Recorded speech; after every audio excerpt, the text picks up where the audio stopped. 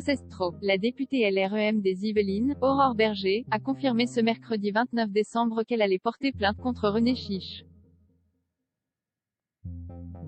Ce professeur de philosophie a récemment comparé le pass vaccinal aux discriminations établies par le statut de juif de 1940, voté sous Vichy.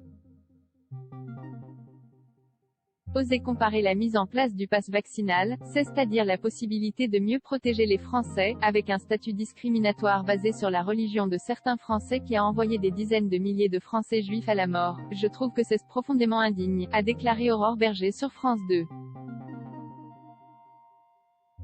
Sur Twitter, René Chiche a en effet utilisé cette comparaison pour s'en prendre aux députés qui souhaitent faire évoluer le pass sanitaire en pass vaccinal. Le projet de loi arrive d'ailleurs ce mercredi après-midi en commission à l'Assemblée nationale, 15 jours avant son entrée en vigueur espérée.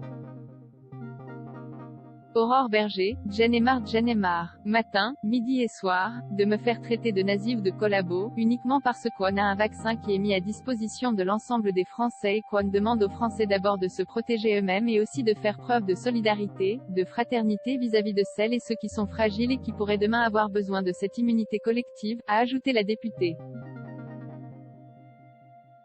Je vais sans doute susciter les cris d'orfraie du banc et de l'arrière-ban des covidios et autres faibles d'esprit mais peu me chaud, les députés qui voteront le pass vaccinal sont à mes yeux les dignes héritiers de ceux qui votèrent le statut des Juifs.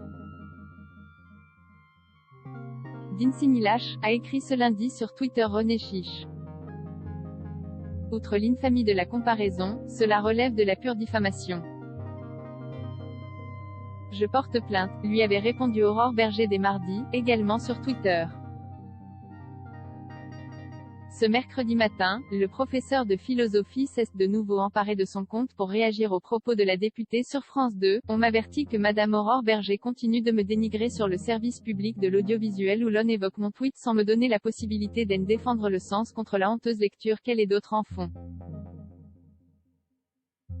De mieux en mieux, vivement le procès.